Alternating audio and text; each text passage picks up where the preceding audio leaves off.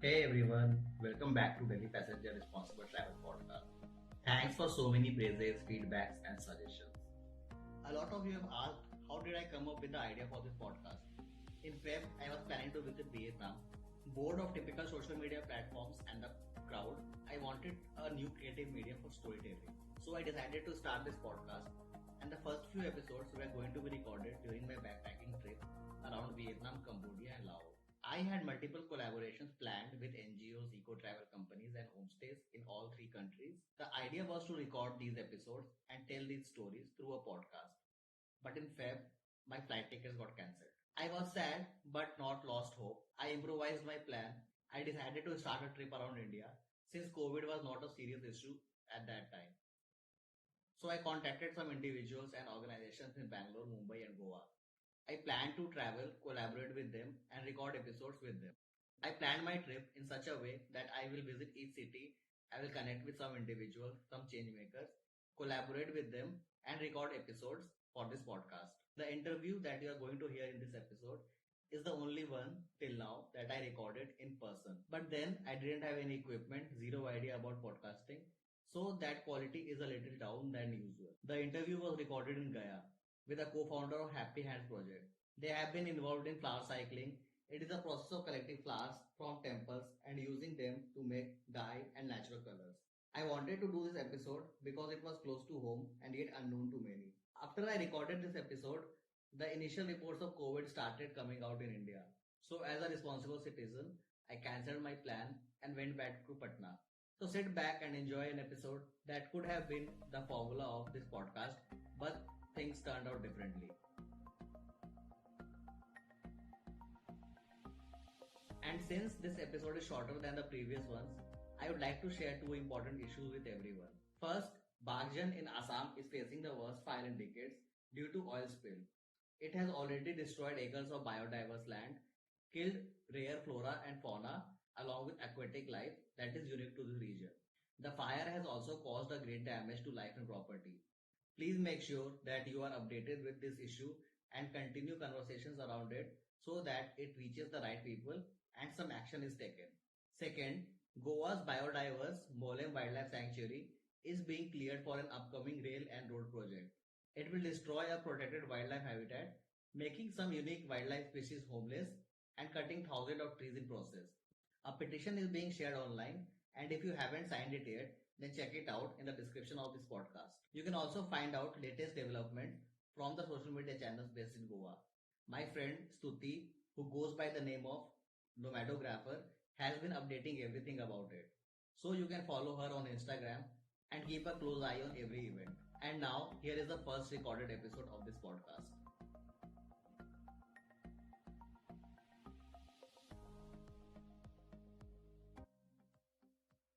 Hi everyone, and welcome to Daily Passenger, the responsible travel podcast. Today I am in Gaya meeting with Praveen from the Happy Ends project.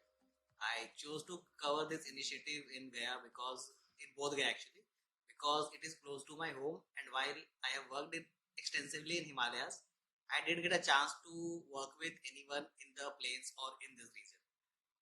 Please subscribe to this show on Spotify, Google, Apple Podcast, or wherever you are listening. It is a hot afternoon in Gaya. Summers have almost arrived in this part of Bihar.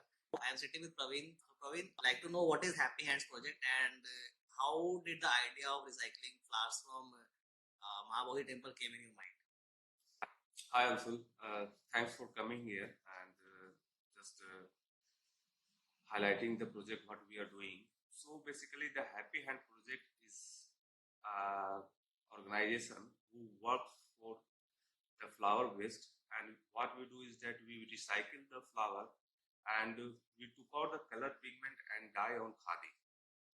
Okay, and the idea came once we did the Lakme Fashion Week last time, and we introduced natural dye there. So we saw that people are taking so much interest with khadi dyed with the herbs and flowers.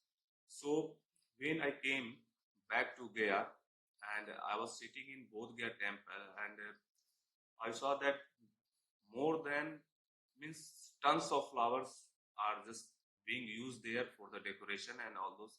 So then I asked to the authority that what you do that after the prayers and after the decoration, what you do with the flowers. So they said that they used to throw it. So I said, why you throw it? Let's donate us. It will be better if you donate us. We will be able to imply the women who are living around or surrounding of this temple. So this is how we started.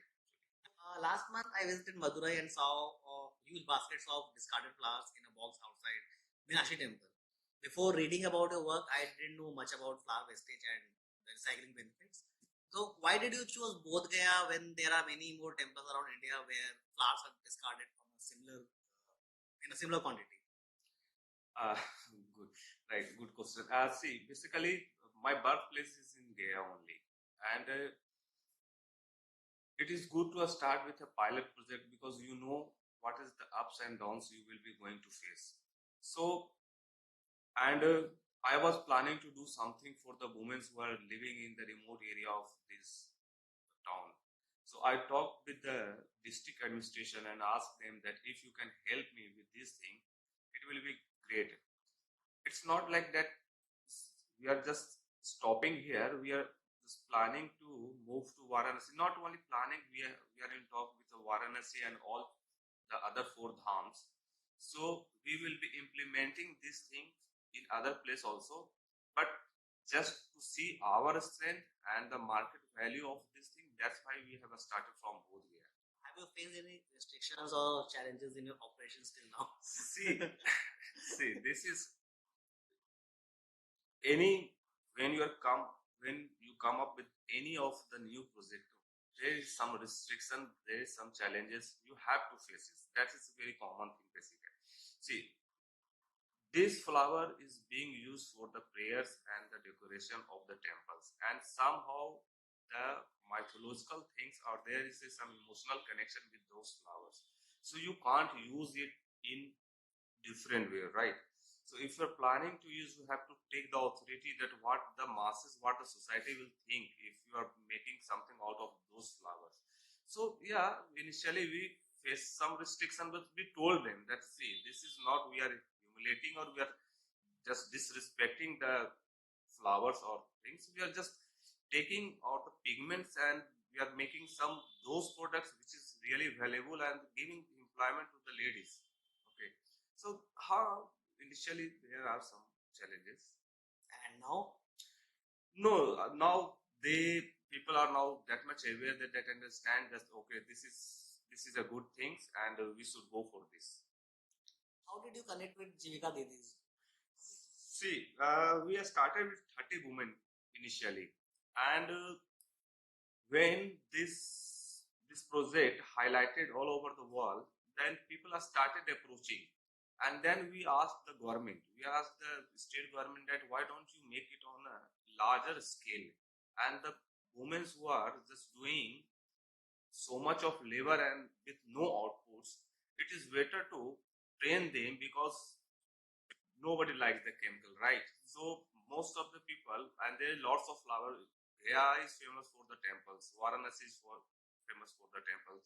So we asked the state government that why don't you indulge Jivika Didis in this practice and expand the project, and parallelly you are going to empower more women, going to sustain more women, and see, government has banned chemical dye in Patwatoli in Manpur.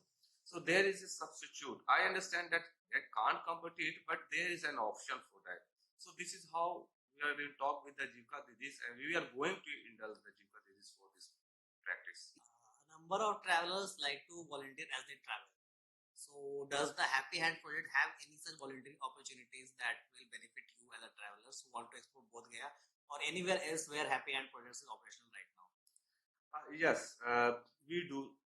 We do this thing that so many from even volunteers from Tata Institute and the other institute, even NIFT from NEED, they came here and they just do this. They just help us in making this practice more sustainable.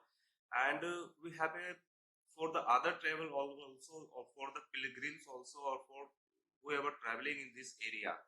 Okay, we have a small 4 hour, 8 hour, or 3 days project for them also, that they came here and they just put their hand with the natural eye and they understand what is the whole process.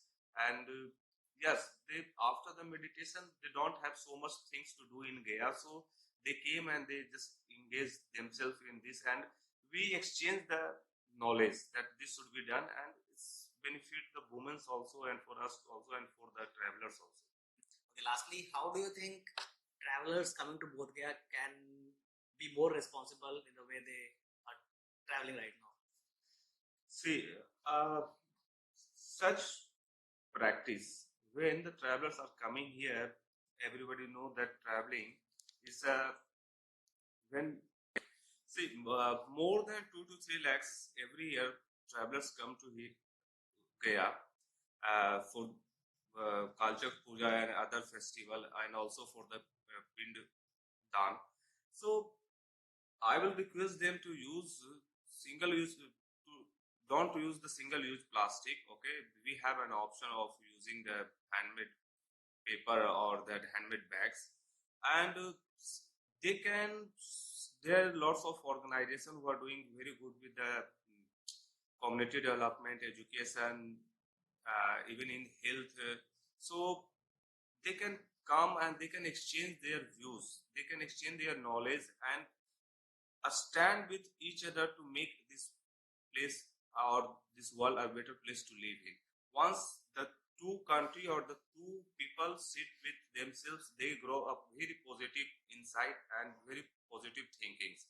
And this is how we are going to make this world more unite and more channelized to live with. Thank you, Praveen, for joining me for this session. The organization is not yet operational right now. I was looking forward to making a ground visit, but लेकिन गया तो पैसे पड़ोस में है, तो I can come later for another session with the team. If you are in Bodh Gaya, then come pay a visit to Happy Hands project or contact Praveen for volunteer opportunities. You can also connect with me on Instagram at untamed_bachelor and with Praveen at john.praveen. Also, don't forget to hit the subscribe button to stay updated with future episodes of this podcast. So, guys, this is how I started my journey. It was a great learning experience, and I understood shortcomings in my ideas. But I am also glad that I covered something happening in my own state, from where inspiring news hardly comes out. Thanks for tuning in, being with the channel for almost 10 episodes. I'll return with new episode next week and share more interesting stuff about responsible traveling.